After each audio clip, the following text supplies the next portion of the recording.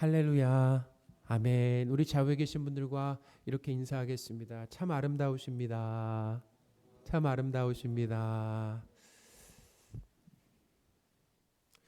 오늘 제 본문은 로마서의 마무리에 해당이 됩니다. 로마서 1장부터 이 11장까지가 복음과 구원이란 무엇인가에 대한 그 내용이었습니다. 복음이 무엇인지, 구원이 무엇인지. 또 11장부터 15장 이 13절까지 에서는 구원받은 자가 어떻게 살아야 되는가라고 하는 것을 기록했죠. 그러니까 구원이 무엇인가, 그리고 지난주 본문까지는 구원받은 자가 어떻게 살아야 되는가라고 하는 것을 로마서가 그렇게 기록을 하고 있다라는 것입니다.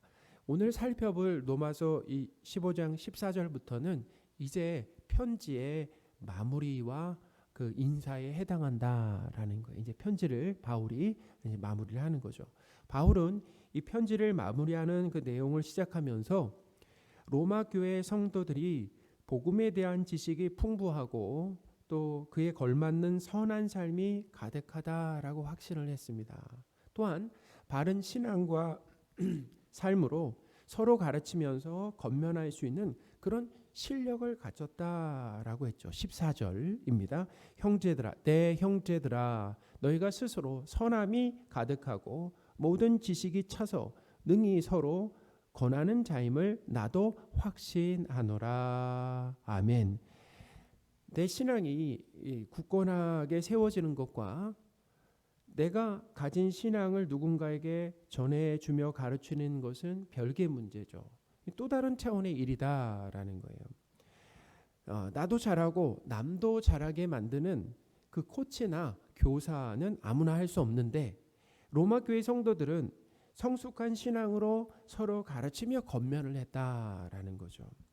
바울이 이 로마서를 마무리하면서 로마 교회 성도들의 이 신앙이 성숙함을 이야기한 이유가 무엇이겠습니까? 이제 마무리한다고 그랬잖아요. 그러면서 로마 교회 성도들의 그 신앙의 성숙함을 이야기했다라고 하는 것. 그 이유가 무엇일까요? 바울이 쓴 이 서신서라고 하는 것은 이 논리정연한 글입니다. 그래서 두서없이 생각나는 대로 그냥 대충 쓴 글이 아니에요. 짜임새와 조리가 있습니다. 서신서마다 전달하려고 하는 내용이 분명하고 순서대로 잘 정리가 되어 있다라는 거예요.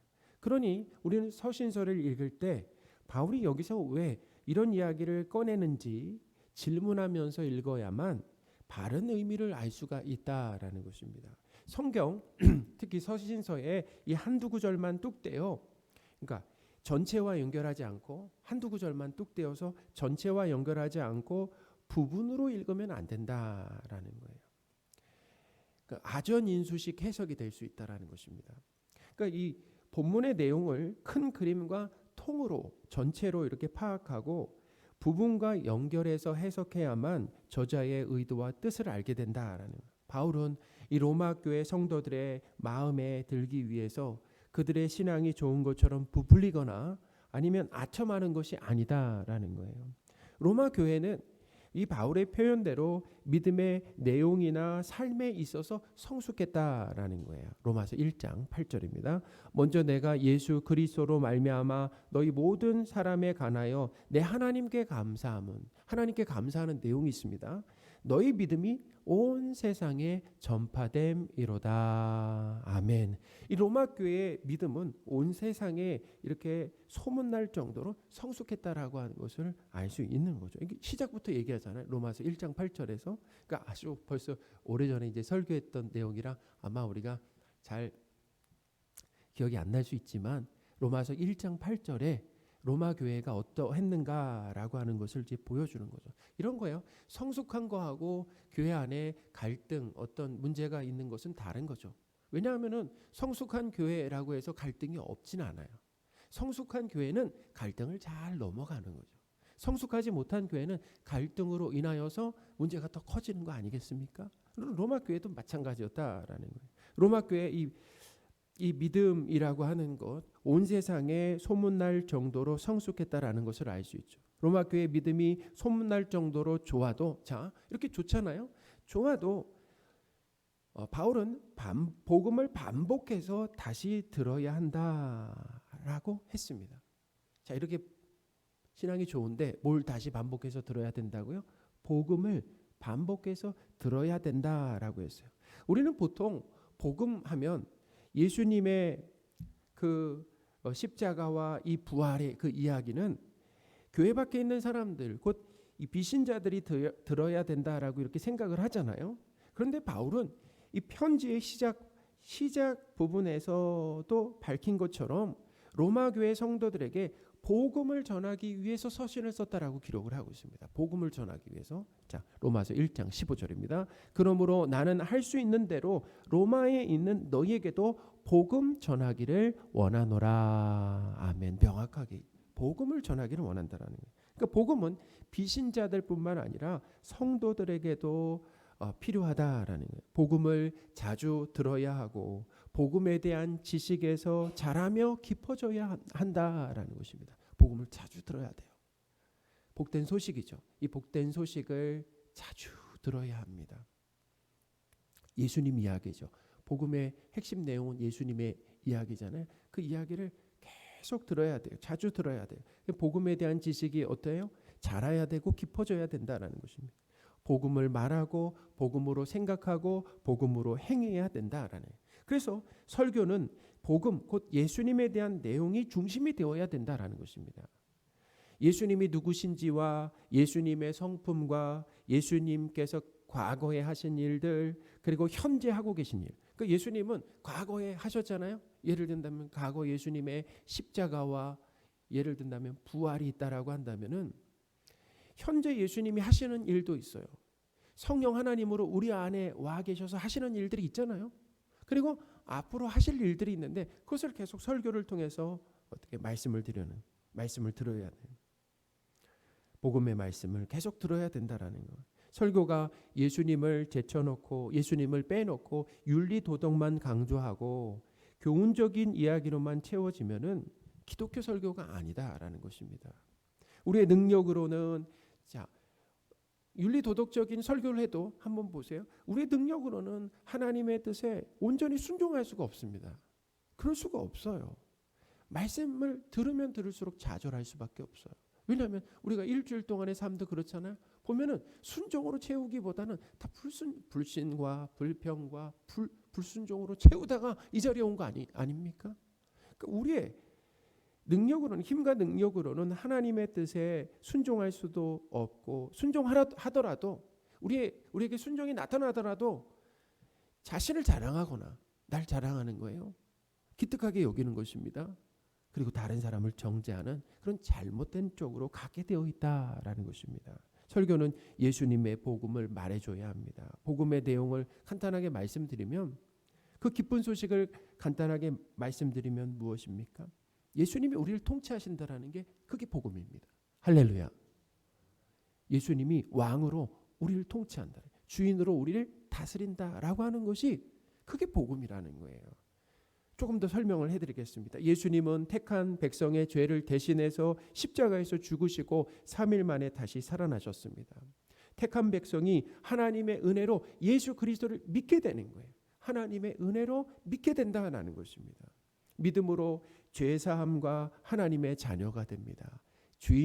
죄인에서 의인으로 신분이 바뀌고 또 내가 주인이었던 삶에서 내려와 하나님을 주인으로 모시고 종으로 살아가는 놀라운 변화가 일어나게 된다라는 거예요.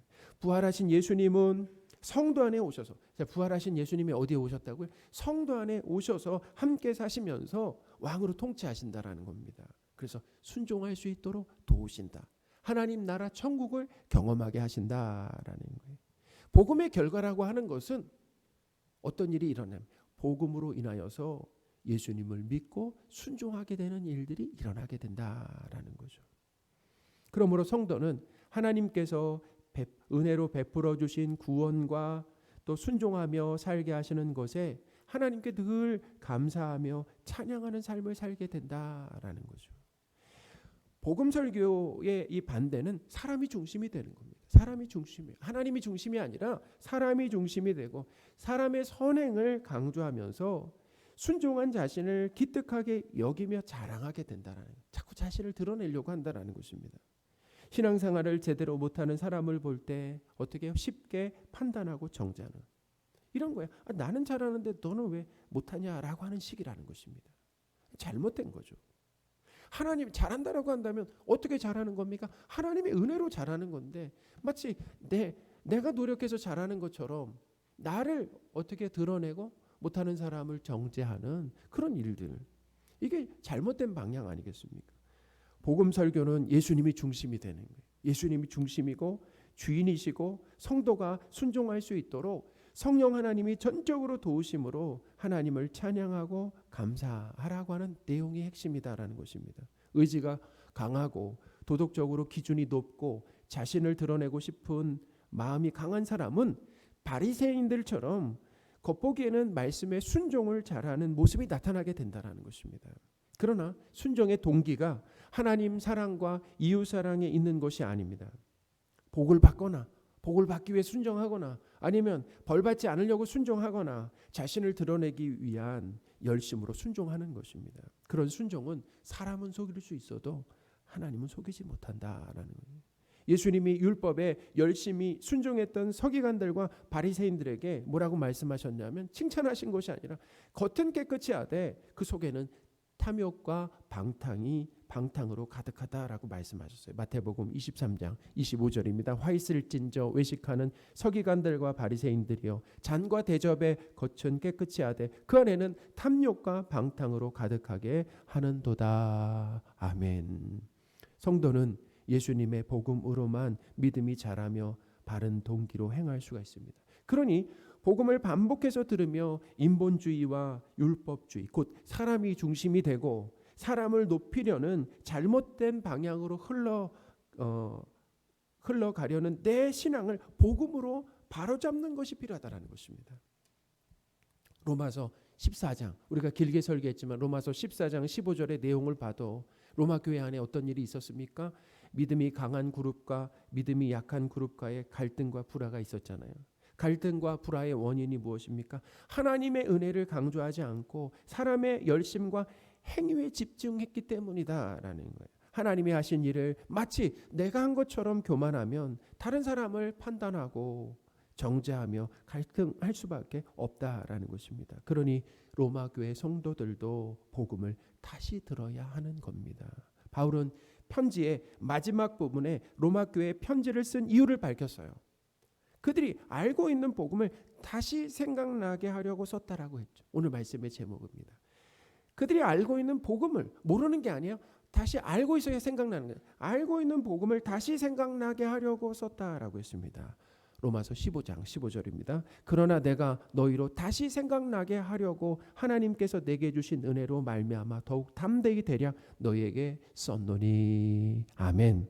사랑하는 여러분, 복음을 반복적으로 들으심으로 내 신앙이 바르게 세워지는 귀한 일이 있으시기를 소원합니다. 우리는 복음을 반복적으로 왜 복음을 반복적으로 들어야 됩니까? 저를 봐도 그래요. 하나님을 찬양하고 감사해야 되는 자꾸 저를 드러내려고 하는 거예요. 저를 드러내려는 조그만 하나의 어떤 일을 했어도 그것들 기특하게 여기고 그것들 사람들에게 알리려고 하는 그런 연약한 모습이 있다라는 것입니다. 나는 감추고 하나님을 드러내야 되는데 또 복음을 들어야 되는 이유가 무엇입니까? 복음을 통해서 하나님이 우리를 이끌어 가시려고 하는 방향은 믿어 순종하는 자리라는 것입니다.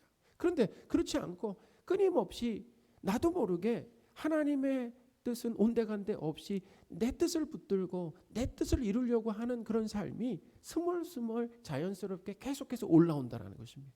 그러니까 복음을 들어야 되는 거예요. 복음을 들음으로 인해서 하나님이 우리를 어떤 자리로 이끌어 가시려고 하는가라고 하는 것을 다시 듣는 것입니다. 그러니까 뭐예요? 복음을 반복해서 듣는 것입니다.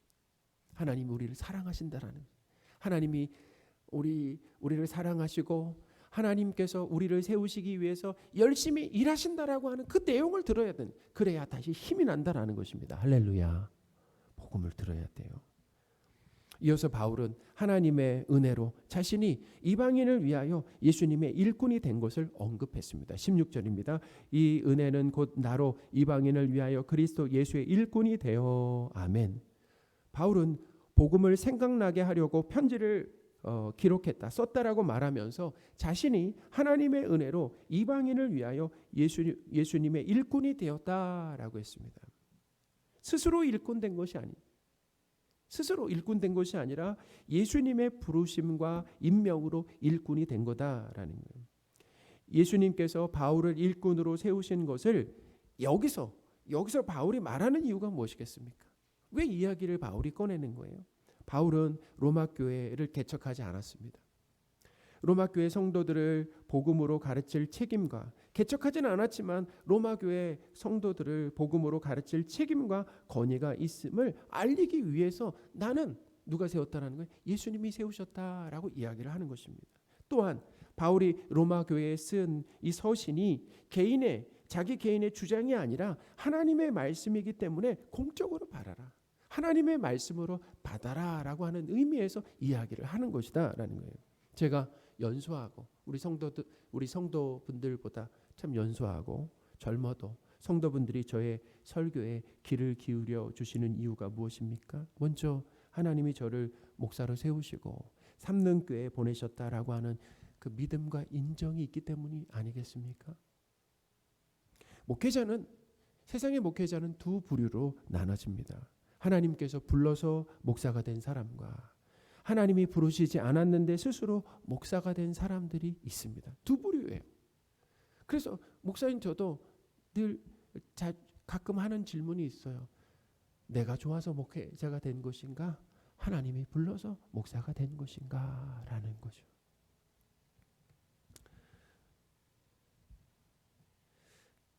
목회자 중에는 하나님이 부르시지 않았는데 스스로 목사가 된 사람들이 있다라는 것입니다. 그러니까 누구 이야기를 전하는 것입니까? 자기 이야기, 자기 주장을 하는 거 아니에요. 설교를 통해서 하나님의 말씀을 전해야 되는데 자기 이야기, 자기 주장을 전하는 것입니다.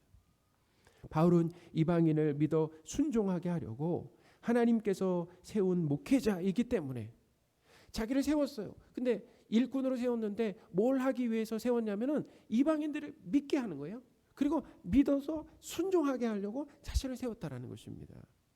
때문에 바울이 로마 교회에 전하는 말씀에 귀를 당연히 기울여야 된다라는 거예요. 바울은 자신이 예수님의 일꾼으로 세워진 것과 사역의 좋은 결과까지 모두 자기의 열심으로 노력으로 이뤄낸 결과가 아니라 여기서 오늘 본문에서 말하면 모두 하나님의 은혜로 이루어졌다라고 밝혔습니다.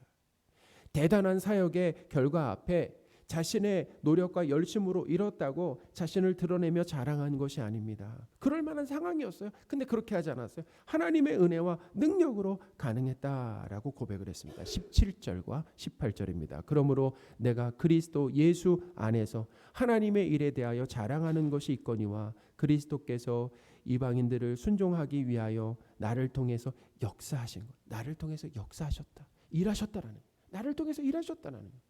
그 외에는 나는 감히 말하지 아니하노라. 아멘.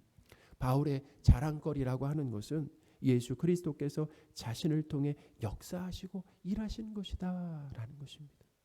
여러분, 하나님이 불러 쓰시는 사람은 겉보기에 초라해도 하나님이 그 사람들 통해서 들어 쓰시는 거예요. 역사하시는 것입니다. 말씀을 전할 때 어떻게 보면 말씀이 어눌할지라도 하나님이 쓰시는 사람은, 하나님이 불러 세우신 사람은 그 말씀을 통해서 뭐예요? 그 말씀에 반응하고 그 말씀을 통해서 회심하고 예수님을 믿게 되는 놀라운 일들이 일어나게 된다라는 것입니다. 할렐루야.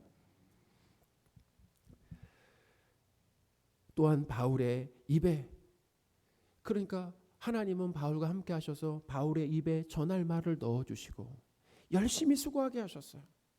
다른 사도들보다도 더 열심히 수고하게 하시고 바울을 통해서 표적과 기적이 많이 일어나도록 하셨는데 성령 하나님께서 일하셨기 때문이다라고 바울이 기록을 했습니다. 19절입니다. 표적과 기사의 능력으로 성령의 능력으로 이루어졌으며 그리하여 내가 예루살렘으로부터 두루 행하여 일루리곤까지 그리스도의 복음을 편만하게 전하였노라. 아멘. 사랑하는 여러분, 복음의 내용은 무엇입니까? 그것은 사람의 일함이 아니라 하나님의 은혜와 일하심이다라는. 자, 복음의 내용이 뭐라고요? 하나님의 은혜와 하나님의 일하심이다라는.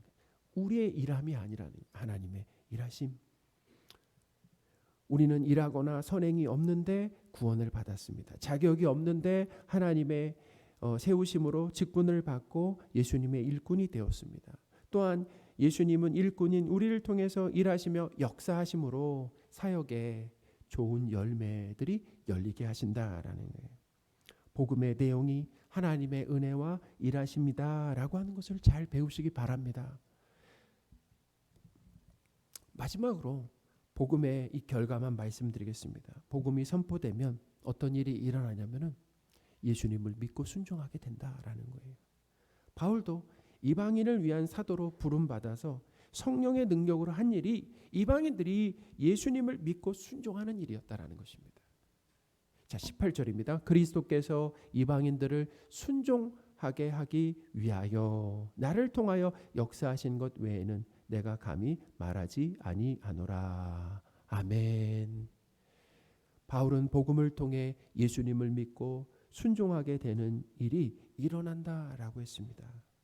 근데 이런 일은 이방인들에게만 일어나는 게 아니에요. 이게 바로 뭐냐면 주인이 바뀌는 일이잖아요. 주인이 바뀌는 일이죠.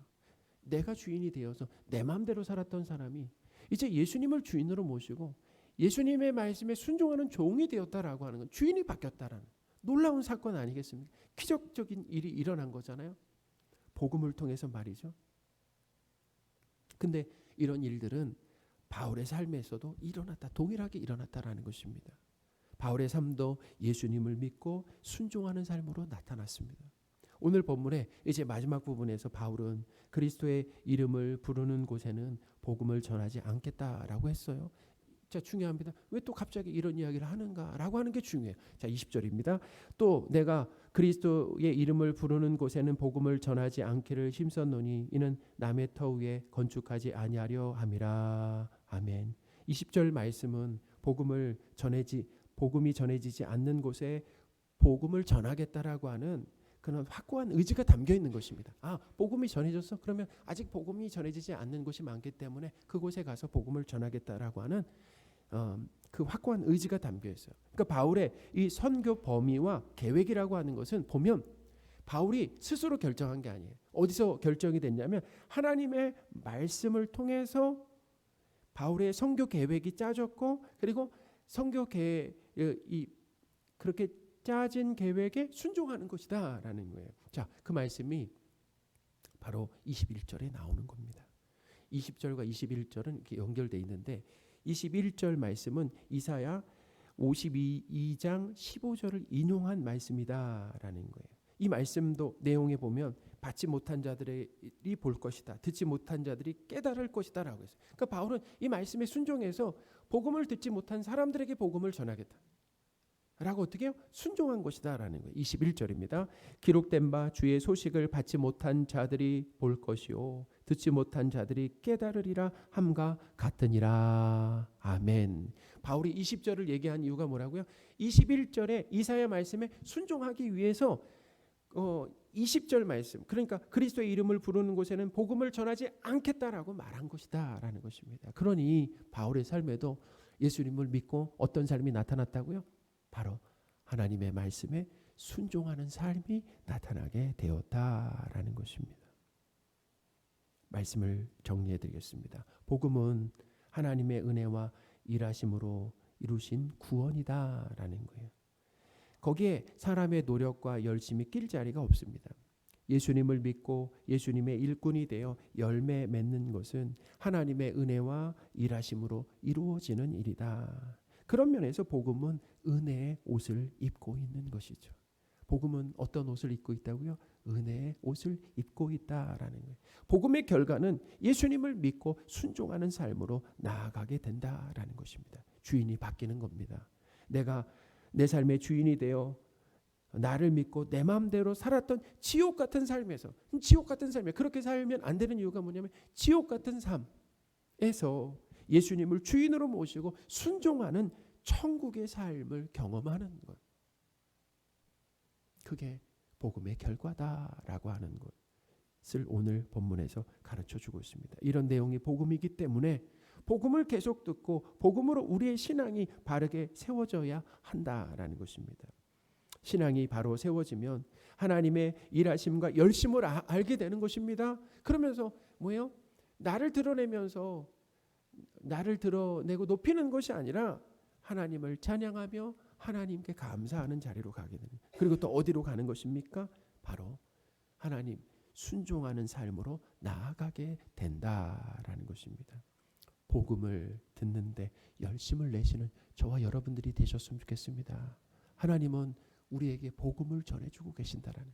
그 우리에게 복음을 날마다 이렇게 성경을 읽을 때마다 설교를 들을 때마다 복음을 우리에게 선물해 주시는 그 하나님께 감사와 찬양을 드리는 것이 어때요? 당연하다라는 것입니다.